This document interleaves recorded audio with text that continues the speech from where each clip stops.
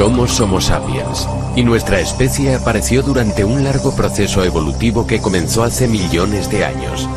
Pero ¿qué sabemos hoy en día sobre dicho proceso? El hombre desciende del simio, eso es seguro, pero ¿cómo y por qué se convirtió el simio en hombre? Creíamos que una cosa era segura: los simios se habían erguido sobre dos patas para sobrevivir en la sabana. Por ello, la adaptación a su entorno fue la fuerza impulsora de la evolución. Pero en la actualidad, numerosos fósiles empiezan a contradecir esa hipótesis. Científicos de varios campos están llegando ya a una conclusión diferente. La fuerza impulsora de la evolución no es externa, sino que yace en el interior de nuestras células. Nace una nueva teoría, una teoría que habla de una historia interna, de una memoria incorporada que trabaja continuamente en nuestro interior. Nuestras mandíbulas lo confirman. Homo sapiens no es el fin de la línea, seguimos evolucionando. Pero ¿en qué nos estamos convirtiendo? ¿Cómo será el Homo futurus, el hombre que nos sucederá? Homo futurus.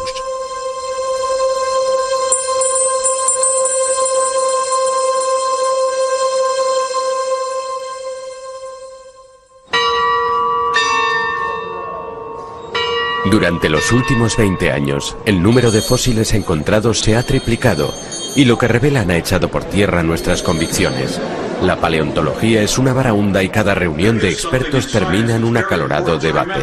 Hay algo en la ciencia que es importante recordar. E incluso esos caballeros de las paredes que los rodean conocían algo llamado proceso de revisión por pares.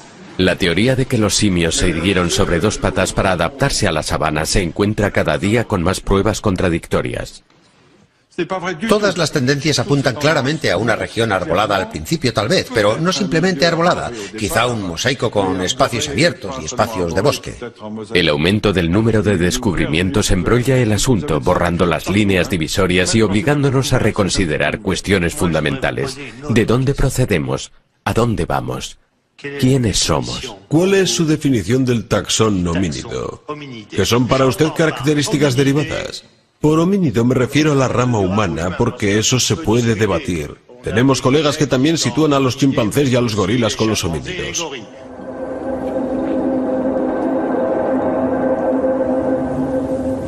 Las cuevas de Starkfontein se encuentran entre los emplazamientos más prolíficos de la Tierra.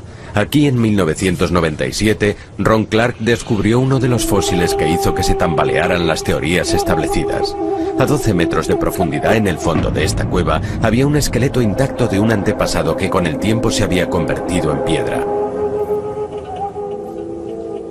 Se trataba de un individuo, un australopiteco, de hace unos 3.300.000 años aproximadamente, que vivía en un entorno de bosques y que, por algún motivo, se acercó demasiado a una entrada, a un hueco, que iba a dar a las profundidades de esta cueva, y no pudo salir.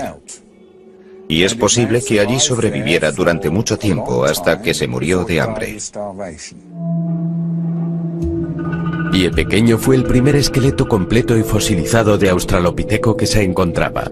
Más que un simio, pero sin ser humano todavía. La estructura de su esqueleto permitió que los expertos confirmaran que ya caminaba erguido, pero la forma de su pie causó cierto revuelo, porque su pie estaba mucho mejor adaptado a la vida en los árboles que en la sabana. El pie indica que el pulgar del pie era parecido al de la mano, que se podía apartar ligeramente de los otros dedos. Podía hacer esto. Y eso además podría haberle sido útil al individuo para subirse a los árboles.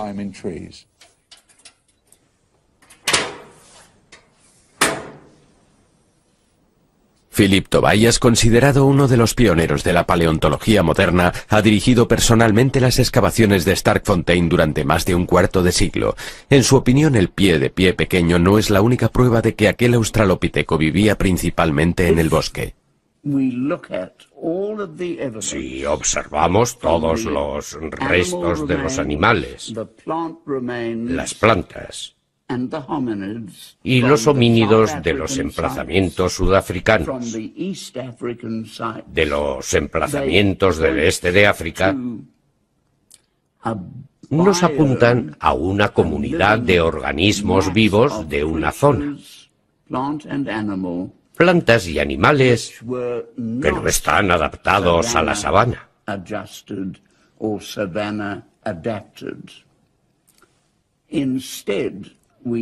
Y vemos, sin embargo, que son seres, tanto plantas como animales, que habrían estado bien adaptados para la vida en el bosque.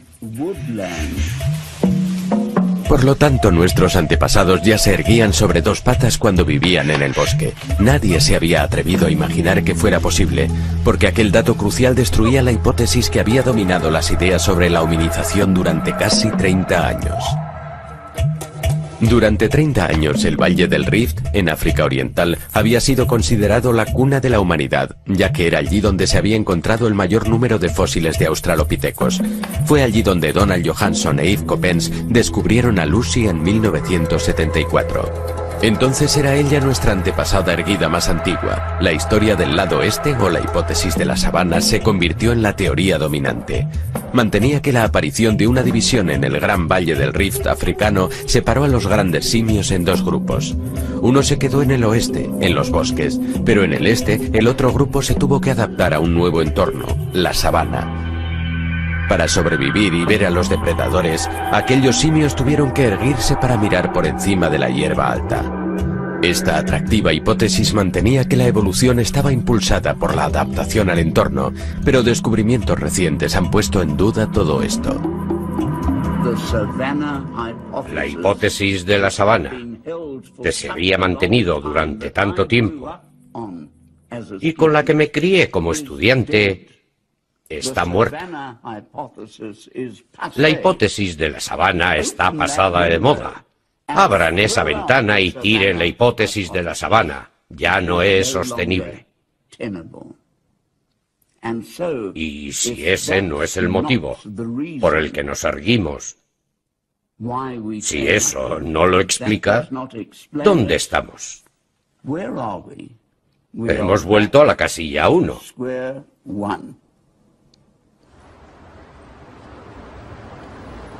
En 1983, la paleontóloga Anne d'Ambricourt sí había vuelto a la casilla 1.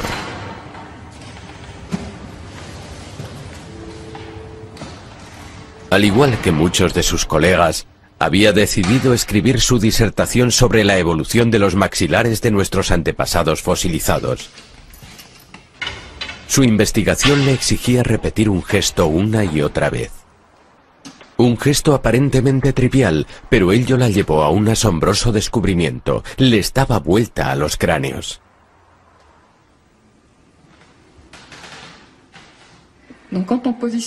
Cuando volvemos a poner el maxilar en su contexto craneal, así, le damos vuelta al cráneo y tratamos de comparar. Esta vez no el maxilar, sino la base de los fósiles de un joven chimpancé, de un neandertal y de un joven sapiens. Al dar vuelta a los cráneos, llegó a la conclusión de que lo que había cambiado de simio a hombre no era simplemente una variación de las proporciones. Los cráneos debían ser considerados entidades dinámicas que obtienen un nuevo equilibrio al evolucionar de una especie a otra. Y la clave de ese equilibrio se encuentra debajo.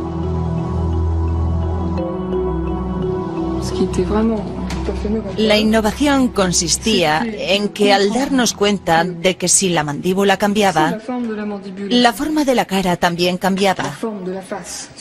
Y esto se debe sobre todo a un cambio en la posición de los huesos de la base.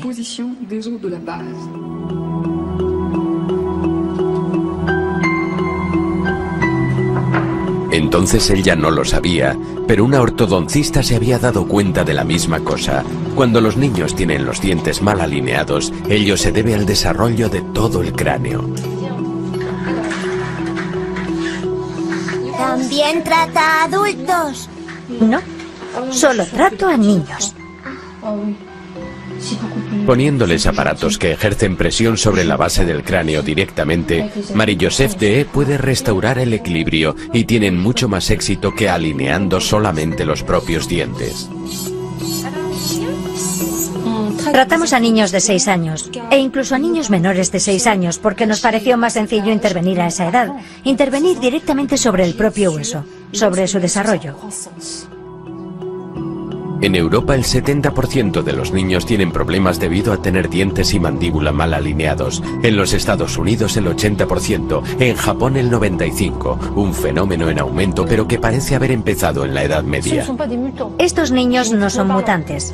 Genéticamente son niños corrientes. Sus hijos, los míos. Nos estamos dando cuenta de que las malformaciones dentales son cada día más comunes en todo el mundo y se necesitan ortodoncistas en todas partes. Nos encontramos ante el hecho de que la forma de los maxilares y por lo tanto la de los huesos craneales todavía están evolucionando. Mientras una de estas pioneras estudiaba los maxilares de nuestros hijos y la otra los de nuestros antepasados, ambas descubrían el mismo fenómeno evolutivo. Cuando comparamos especies fosilizadas, sin siquiera tener en cuenta su clasificación, observamos que la forma siempre evoluciona en la misma dirección. En los primeros primates, la base craneal es plana. Luego, cuanto más nos acercamos a Homo sapiens, más se dobla hacia abajo. Y cuanto más se dobla hacia la base, más erguida está la especie correspondiente.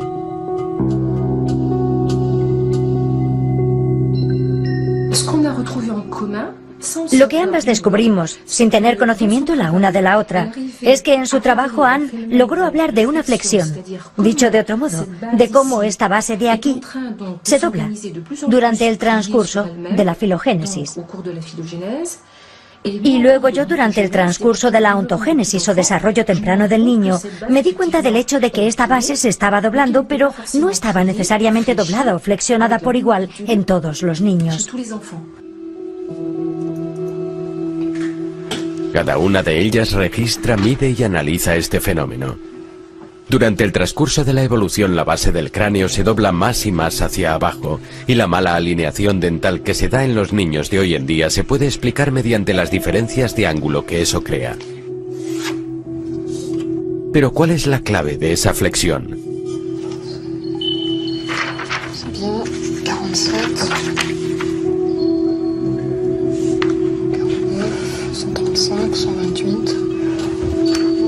Ambas llegan a la misma conclusión. La base craneal, al igual que todo el cráneo, está dispuesta alrededor de un solo hueso, el esfenoide. Resulta que al seguir hacia atrás el recorrido de la evolución, el primer hueso que se asienta en su lugar y dicta la posición de los demás huesos por medio de su forma, es el que llamamos esfenoide. Es el hueso más complejo y diferenciado del cráneo.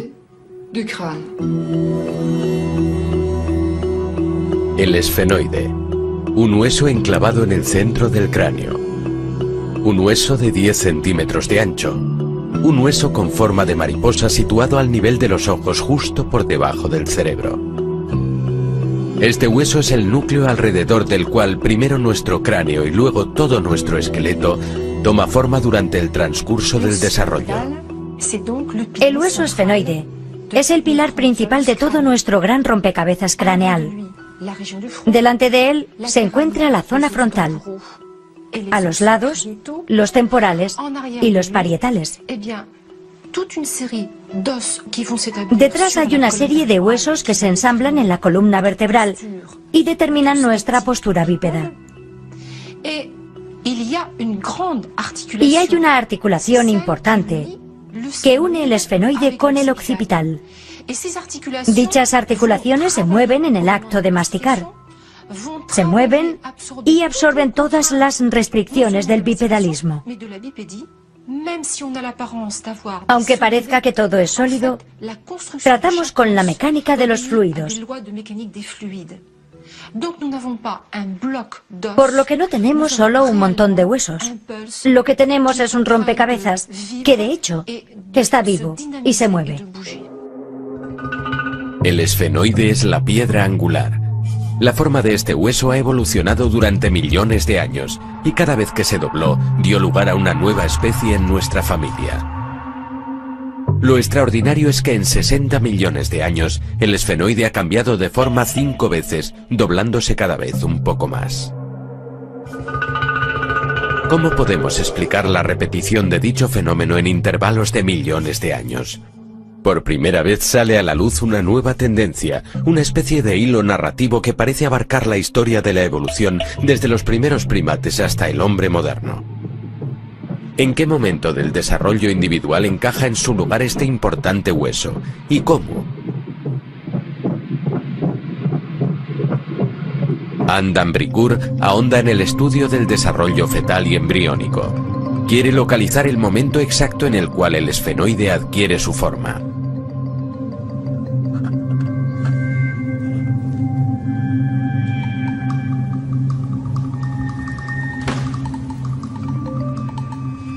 Remontándome a antes del periodo fetal y leyendo todo lo que se había escrito, descrito y publicado sobre la flexión de la base, conseguí localizar el momento en el que se forma el cráneo. La base craneal se forma por sí misma y el momento de la flexión es muy evidente. Es entre las 7 y las 8 semanas. Dicho de otro modo, prácticamente al final del periodo embriónico, justo antes de que comience el periodo fetal. El esfenoide es el primer hueso que se forma en el embrión. Durante los primeros días de vida es plano, como en todos los mamíferos. Luego el cerebro y el sistema nervioso van apareciendo y el esfenoide se dobla y se abre.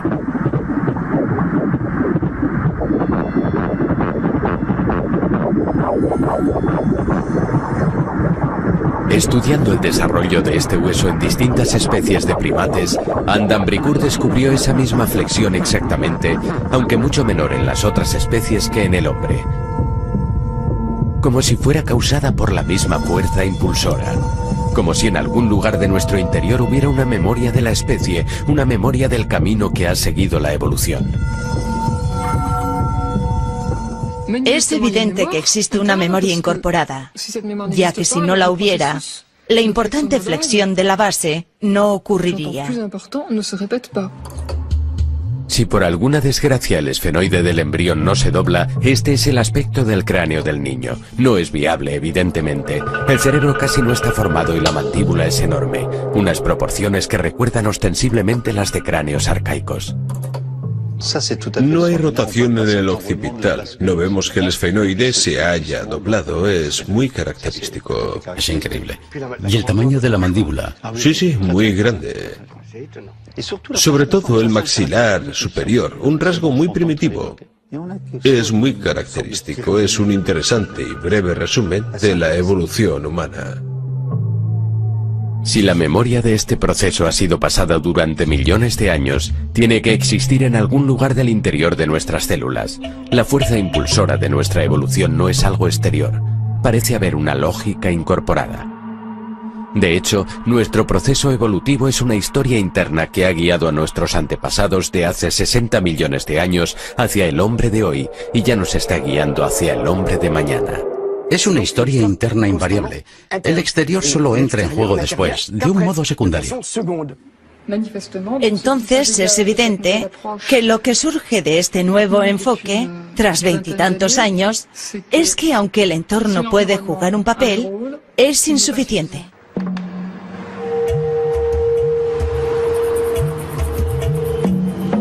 La aseveración del papel decisivo de una historia interna es radicalmente opuesta a la teoría de la adaptación al entorno como fuerza impulsora de la evolución. En relación al clima, me gustaría recapacitar sobre la cuestión específica. Cuando Anne d'Ambricourt presentó su descubrimiento y la hipótesis de la historia interna por primera vez en la Academia de Ciencias, se encontró una fuerte resistencia. Quiero que Anne d'Ambricourt sepa que la he escuchado atentamente. Siempre me interesa lo que tenga que decir. Hemos estado mucho tiempo en desacuerdo en cuanto a la adaptación al entorno, pero sigo convencido de que el homínido, el prehumano de épocas prehistóricas, estaba totalmente sujeto al entorno. Lo siento. ¿Se imagina que los humanos surgieran hace 60 millones de años y se mantuviera humano? No es evolucionista. Todos se aferran firmemente a sus convicciones. Adam Bricourt se da cuenta de que para poder convencer, tiene que llegar a comprender a fondo el proceso que ha identificado y descifrar el asombroso movimiento de nuestro esfenoide. ¿Qué es lo que lo activa? ¿Qué es lo que hace reaccionar a esa memoria? ¿Qué activa la memoria? Esas son preguntas que tenemos que hacer si realmente queremos saber más sobre el Australopiteco, el Homo sapiens y demás.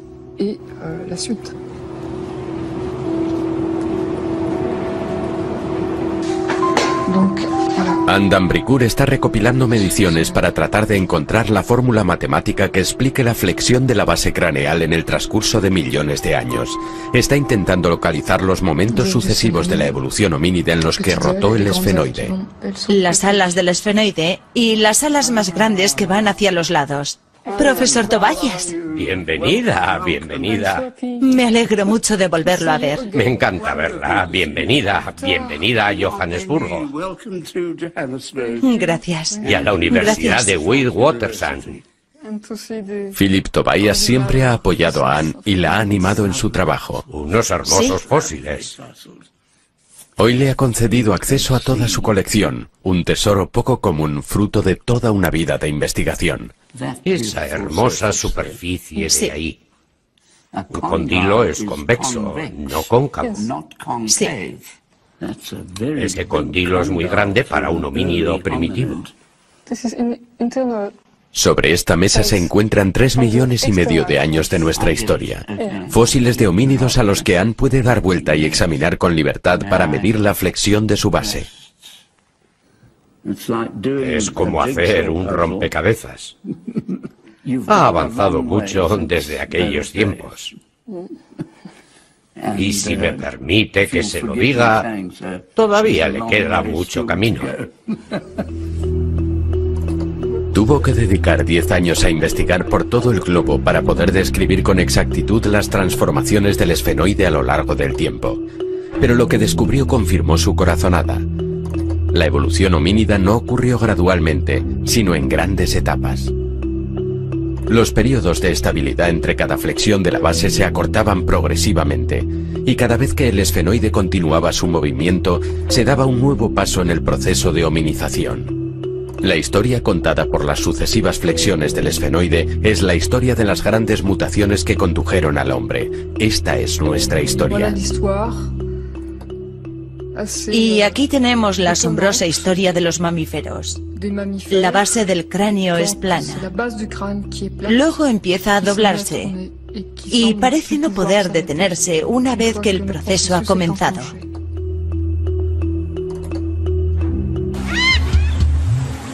Esta historia comenzó hace 60 millones de años. Los bosques de todo el planeta estaban llenos de prosimios, nuestros primeros antepasados. Estos lémures de Madagascar son los últimos supervivientes modernos de la especie. Son los primeros personajes principales de la gran historia interna, pero su esfenoide todavía no se ha doblado. Cuando observamos la base, es larga y plana. Estos prosimios ya tenían algo en común con nosotros, una rudimentaria versión de nuestra mano, con un pulgar que millones de años después sería indispensable para el hombre.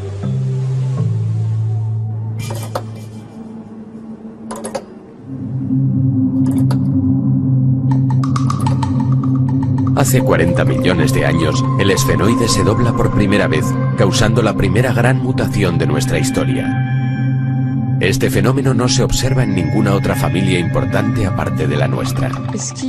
Lo que vemos inmediatamente es que la base del cráneo deja de ser plana. En los simios hay una ligera flexión en la base.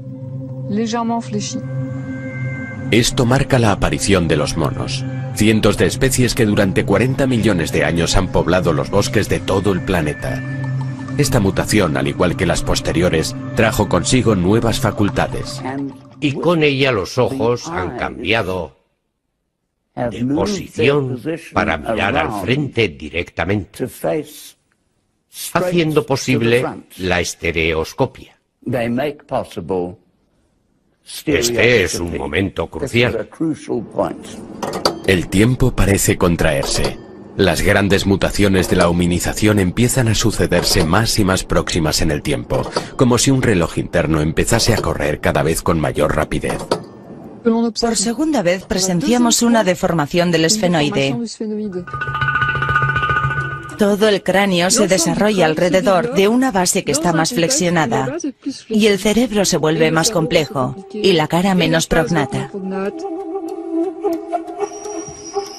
Esta es la aparición de los grandes simios. Ellos también pueblan todo el planeta. Hubo docenas de especies, aunque solo 4 han sobrevivido hasta nuestra era: chimpancés, gorilas, orangutanes y bonobos. En la actualidad son nuestros parientes más cercanos. Compartimos con ellos más del 98% de nuestros genes. La flexión de su esfenoide permitió el desarrollo de un cerebro más complejo. Emplean herramientas, son capaces de pensar estratégicamente y muestran indicios de conciencia, así como cierto sentido del humor.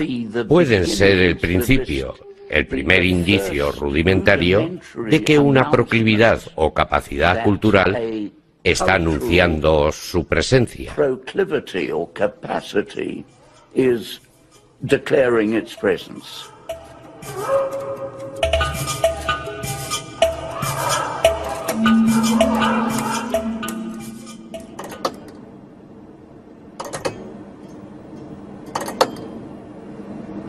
El paso se acelera nuevamente. Hace 6 millones de años el esfenoide se dobla una tercera vez en la misma dirección.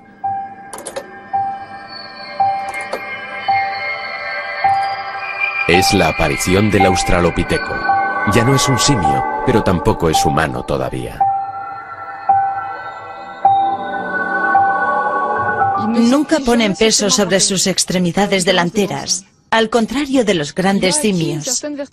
Han adquirido cierta verticalidad, aunque no como nosotros. En el interior, la base está doblada y ha rotado hacia arriba, pero no en el exterior, por lo que aún eran inestables. Y cuando se movían, carecían del sentido de equilibrio bípedo del hombre.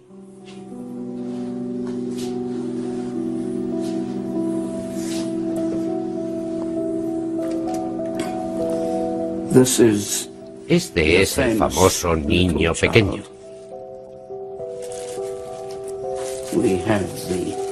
Tenemos la hermosa cara.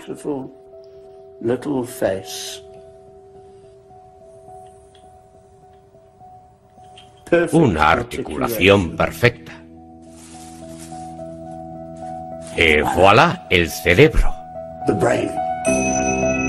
Taún, uno de los fósiles de Australopiteco más preciados. Esta joya tiene 2.300.000 años. Incluye el único molde de cerebro fosilizado encontrado hasta la fecha. Con un volumen de 500 centímetros cúbicos, es mucho más pequeño que el nuestro, pero más complejo que el de un simio. Fue la nueva posición del esfenoide lo que hizo tal desarrollo posible. El cerebro fue la clave. No solo tenían una mano que podía manipular herramientas, sino que tenían un cerebro que les decía lo que podían hacer con ellas. Y el cerebro les decía cómo evitar enfrentamientos con los carnívoros. Así que vivían de su ingenio, de su cerebro y de la cultura que estaban creando. Provistos de esas nuevas armas, los australopitecos se aventuraron en las cercanas sabanas, muy probablemente para cazar, pero durante 2 o 3 millones de años más, su hábitat siguió siendo el bosque y continuaron refugiándose en los árboles durante la noche. Quizá durmieran en los árboles por seguridad, ya que por lo general los leopardos no suben a los árboles altos como hacen hoy los gorilas y como hacen hoy los chimpancés.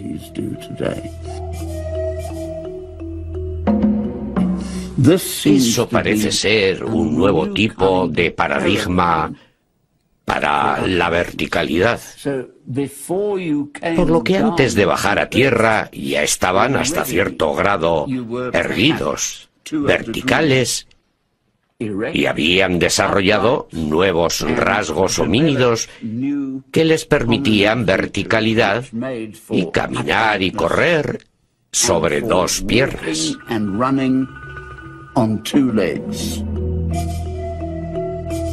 El reinado de los australopitecos duró 4 millones de años. El género comprendía numerosas especies, pero el esfenoide era similar en todas ellas. Su inteligencia les permitió fabricar herramientas más sofisticadas, pero nunca dominaron el fuego. Sus fósiles se encuentran en el sur, el este y el norte de África, aunque parece que nunca salieron del continente. Y aquel animal se lo llevó todo por delante y se convirtió, creemos, en usted y yo.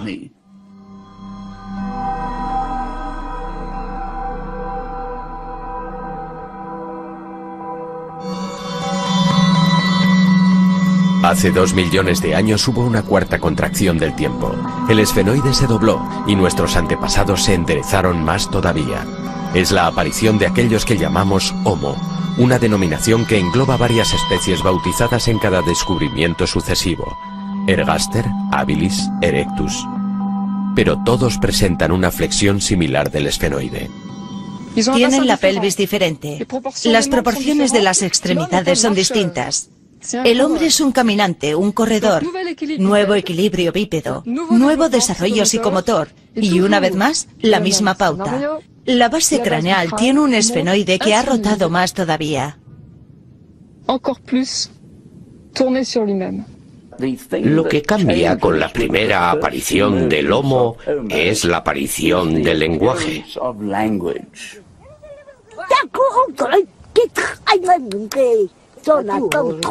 La nueva posición de su esfenoide incrementó aún más la complejidad cerebral de aquellos primeros hombres. También les liberó parcialmente la laringe, lo que hizo posible el habla, pero nuestras vocales actuales todavía estaban fuera de su alcance.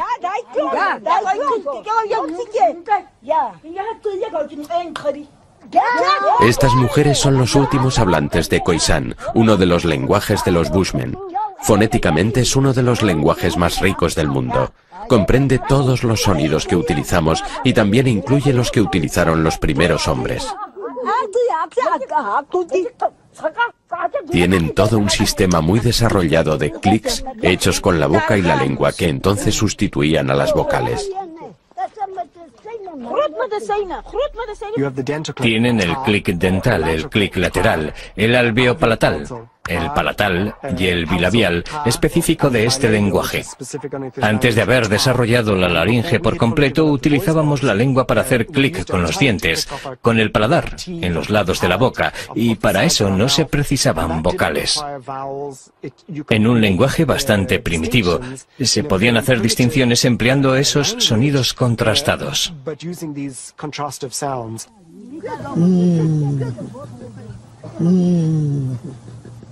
Estas mujeres son las últimas que pueden arrojar alguna luz sobre cómo empezó a hablar el hombre.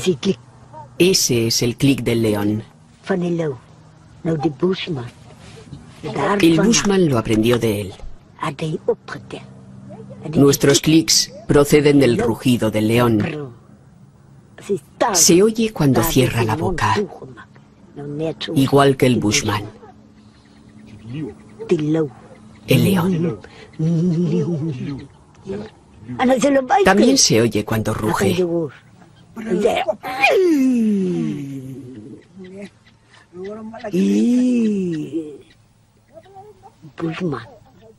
El Bushman también escucha cómo cotorrean las aves. Dicen, ahí están, ahí están. El ave tiene ese clic. Todos los animales tienen su clic. Como el león, todos ellos. Los hombres, al igual que los animales, tienen su clic.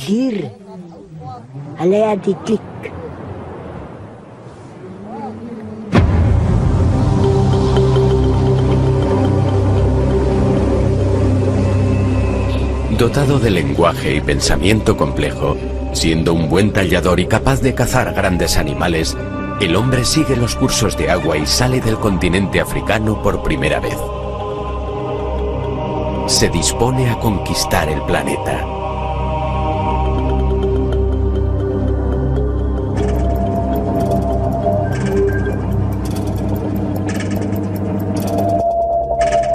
Hace 160.000 años, el reloj sonó una vez más.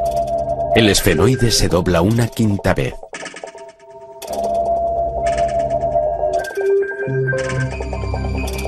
El cerebro se vuelve más complejo.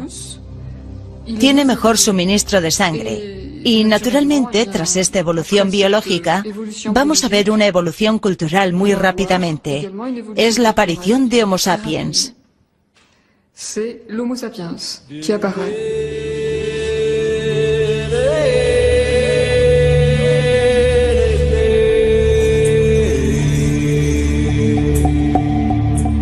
Es la llegada del pensamiento abstracto. El artefacto de piedra ya no solo es útil, se convierte además en un objeto de valor. El arte comienza a aparecer en las superficies de las rocas de todo el mundo. La cuestión es, ¿fueron estos los primeros rudimentos de la escritura? Eso entra en la imagen muy recientemente, pero creo que hablaron de ello mucho antes de hacerlo.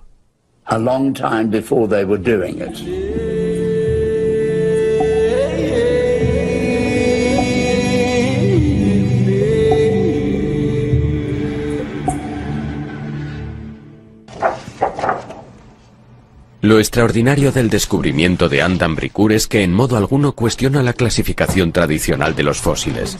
Al contrario, el ángulo formado por la base del cráneo se convierte en un criterio de medición de la especie a la que el fósil pertenezca. Por ejemplo, nos permite dar respuesta al dilema creado por Toumaï, un cráneo fosilizado de más de 6 millones de años, considerado como el miembro más antiguo de la familia humana. ¿Es Toumaï un australopiteco o sigue siendo solo un simio? Anne solo tiene acceso a los moldes y a las fotos de Toumaï, pero aún así logra tomar medidas y comparar los ángulos de su base craneal con los de los fósiles que ha estudiado. Esta base es larga, demasiado larga para un homínido. Es demasiado larga. Es un simio deformado. Por el momento, con estos elementos no hay nada que nos lleve a pensar que es un homínido. Esta nueva versión de nuestra historia aporta además soluciones a enigmas con los que las teorías anteriores tenían cada vez más problemas para resolverlos. Uno de esos enigmas es cómo pobló el hombre la Tierra. Sabemos que Homo apareció en África hace 2 millones de años y que salió de ella para colonizar el mundo. Las teorías clásicas mantienen que la evolución en Homo sapiens sucedió una vez más en África hace 160.000 años. Sapiens tendría que haber salido entonces del continente una segunda vez para repoblar el mundo y otras especies tendrían que haber desaparecido misteriosamente. Ahora algunos datos contradicen esa opinión. En China el interés por la prehistoria es reciente, data de hace tan solo 70 años. Pero los descubrimientos realizados allí dan lugar a numerosas preguntas. Los fósiles chinos demuestran que el hombre arcaico llegó a Asia hace más de 1 millón de años. Pero prueban que la evolución en Homo sapiens también tuvo lugar allí, un fenómeno que las teorías clásicas no pueden explicar. Adam Bricoeur ha venido aquí a examinar a Dali, un fósil de hace 200 o 300.000 años.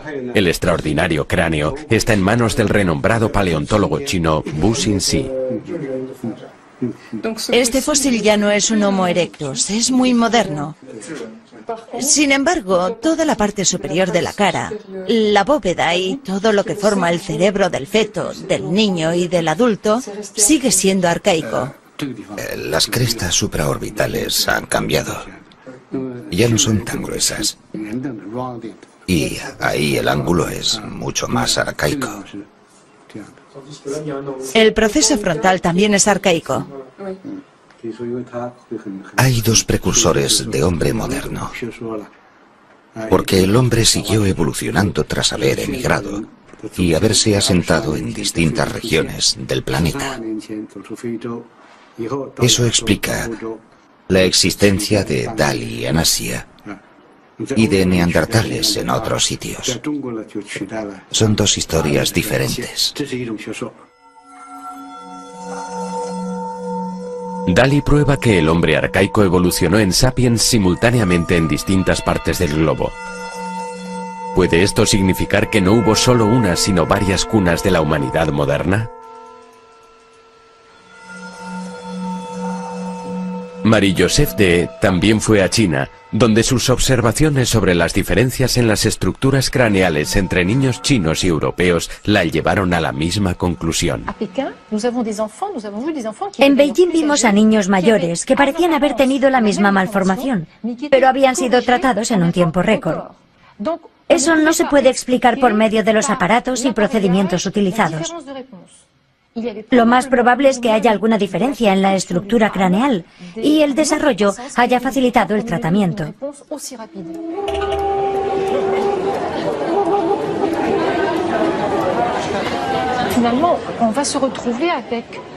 Al final vamos a terminar con una estructura, un rompecabezas craneal, por decirlo así, que no encaja del mismo modo dependiendo de si su lugar de nacimiento es europeo, africano o asiático.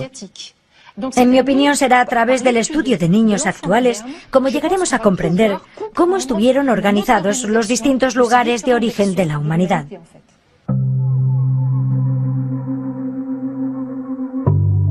Si la humanidad moderna tiene distintas cunas realmente, entonces Sapiens no tuvo que salir de África una segunda vez para repoblar el mundo. Esta hipótesis cambia por completo el mapa de cómo poblaron los humanos el mundo. De hecho, Homo salió de África hace 2 millones de años, pero luego evolucionó en distintas regiones del planeta donde surgió un creciente número de especies. Algunas de ellas, como Neandertal en Europa o el Sinanthropos en Asia, se extinguieron sin dejar descendencia, pero otras en África y Asia simultáneamente dieron origen a los humanos modernos. ¿Cómo podemos explicar entonces la lógica que lleva al esfenoide y al cráneo a cambiar del mismo modo en todas las partes del planeta? ¿Qué es lo que permite que esa memoria exista y se transmita? En la actualidad, el campo de la genética está aportando respuestas a los paleontólogos.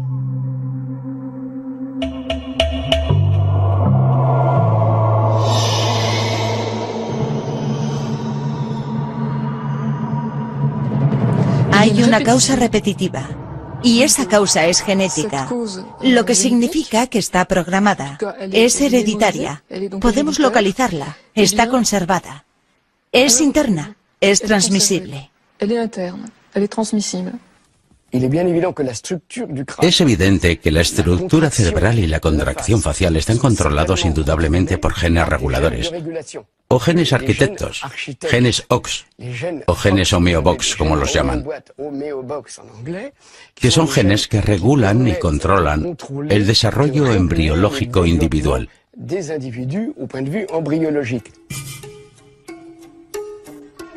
Esto es un axolote, una pequeña salamandra acuática que se encuentra en México. Este animal ha permitido a los científicos dilucidar el papel de los genes reguladores. Inyectándole una hormona que estimula uno de sus genes en concreto, el desarrollo del axolote se puede alterar significativamente. Al cabo de unos días, las branquias que tiene a ambos lados de la cabeza empiezan a encoger. Y encogen un poco más. Luego desaparecen. Y el axolote abandona el agua. Se ha convertido en un animal terrestre equipado con un par de pulmones. No hace falta 1 millón de mutaciones. La mutación de solo 2 o 4 genes reguladores puede cambiar la estructura de un organismo por completo. De este modo, la mutación de unos cuantos genes basta para explicar las espectaculares diferencias morfológicas que nos distinguen de los simios, a pesar del hecho de que compartamos el 98% de nuestros genes.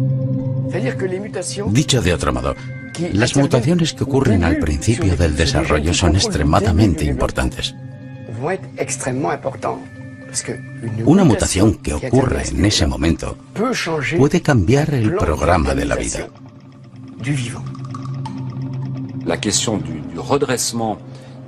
Para el enderezamiento de cuadrúpedos, hasta alcanzar una postura erguida, fue necesaria toda una serie de mutaciones que no se pueden relacionar con una sola parte del cuerpo, por lo que es muy difícil imaginar que todo el proceso tuvo lugar gradualmente, de un modo lineal, con el animal evolucionando cada vez un poco más erguido, caminando mejor y mejor. Lo que sigue siendo el pensamiento predominante en este campo En lugar de imaginar una transformación relativamente importante que en un momento dado le aportó a una especie los rasgos morfológicos necesarios para erguirse de un modo más o menos estable sobre dos piernas y andar.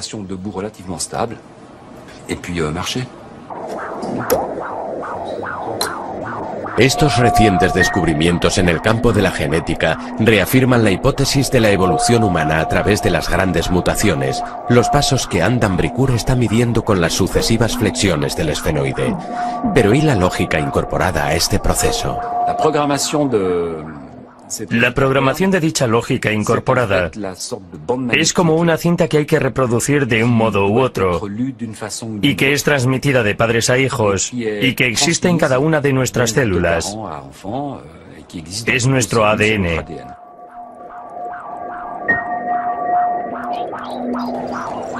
El embrión se enfrenta a un problema y es un problema formidable.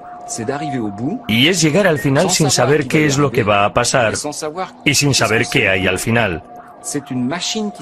Es una máquina que se pone en marcha, que se activa a sí misma y que pasa por distintas fases que dan lugar a otras y que siguen una especie de lógica, como un canal que siempre nos lleva al mismo lugar, ya que la solución de esta ecuación es relativamente única. Si en un momento cometemos un error, todo ha terminado. En el plano evolutivo, esto puede ser lo que les ocurrió a los neandertales. Pertenecían a una especie humana distinta que cohabitó Europa con nuestros antepasados humanos hace 30.000 años. Pero desaparecieron sin dejar descendiente alguno. Una teoría reciente propone que su cerebro era demasiado grande en relación a su estructura craneal y a su metabolismo. Tal vez no eran la solución adecuada. Tenemos las mismas pautas básicas durante toda la evolución. Más especies desaparecen, se extinguen. Son incapaces de sobrevivir a los dramáticos cambios climáticos y ecológicos que aquellas que poseen las mutaciones apropiadas, que son las que sobreviven. La evolución es la excepción. La extinción es la regla.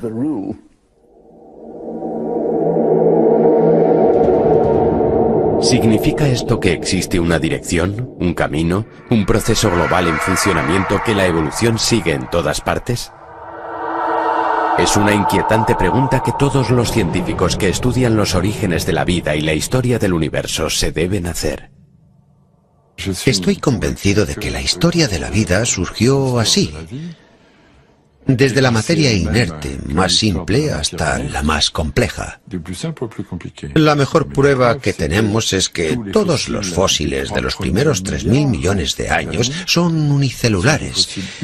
Y tenemos que esperar otros 1.000 millones de años para encontrar fósiles multicelulares, seres vivos que fueran multicelulares.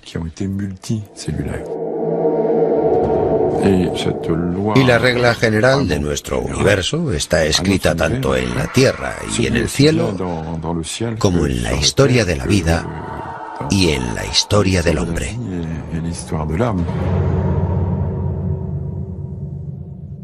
Por lo tanto, hay leyes generales como la de la complejidad creciente que regulan el universo de la vida y la materia.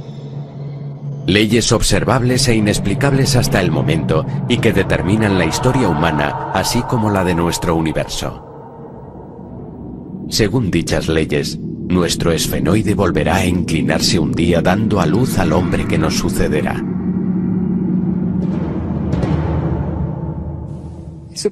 No hay motivos para que el proceso se detenga en el Homo sapiens. Tenemos motivos para creer que dentro de varios miles de años, las distintas poblaciones evolucionarán simultáneamente, al mismo tiempo.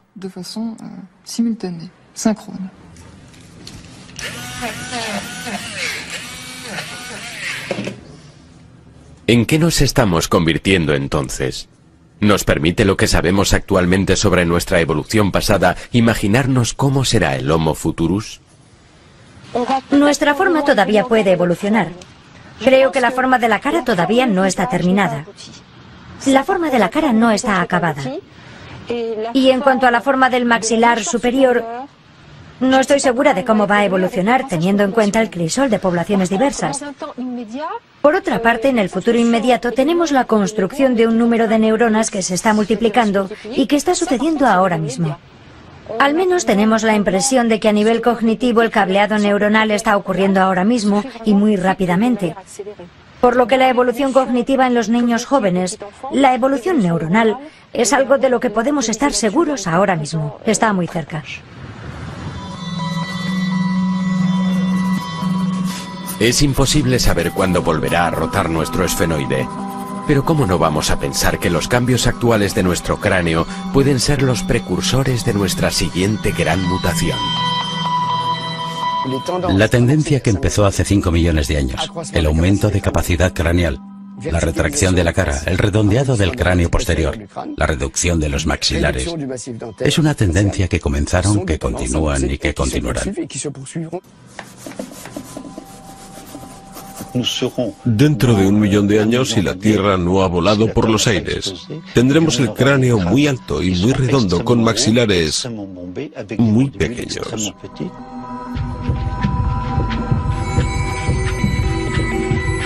Los científicos predicen que nuestro cerebro se volverá más complejo todavía. ¿Saldrá a descubrir nuevos mundos este hombre de frente enorme, como hicieron sus antepasados? ¿Se convertirá el Homo Futurus en el extraterrestre de nuestra imaginación? También nos podemos imaginar muchos aparatos electrónicos sobre la piel, bajo la piel, dentro de los órganos o sustituyendo a los órganos. Por primera vez desde el principio de la vida, animales, seres humanos, podrán influir en su propia evolución. Con el poder que la ciencia le ha otorgado al hombre para intervenir en el núcleo de sus propias células, ¿no intentará guiar el argumento de su historia interna? ¿Le dará Homo sapiens a Homo Futurus tiempo suficiente para que lo suceda? Si el hombre no consigue controlar su población y salvar los recursos del planeta, se arriesga a la extinción. Lo que significa que el mundo se convertirá de nuevo en lo que realmente es. Dicho de otro modo, en un mundo de bacterias, artrópodos e insectos. También podemos esperar que esos humanos sean conscientes de su lugar de nacimiento, que ya no será África, sino todo el planeta.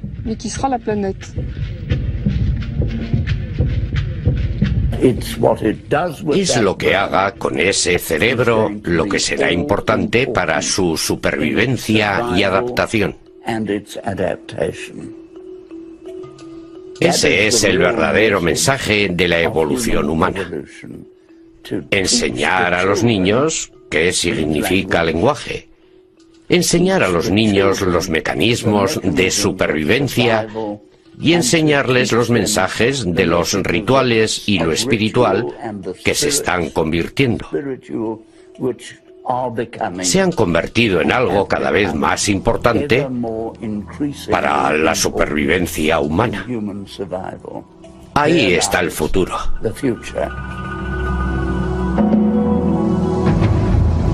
Somos Homo sapiens. Somos los primeros seres con un cerebro lo bastante complejo para cuestionarnos la historia y el significado de nuestra propia evolución. Pero estamos lo bastante evolucionados para encontrar las respuestas o seguiremos encontrándonos con obstáculos que Homo Futurus podrá un día superar.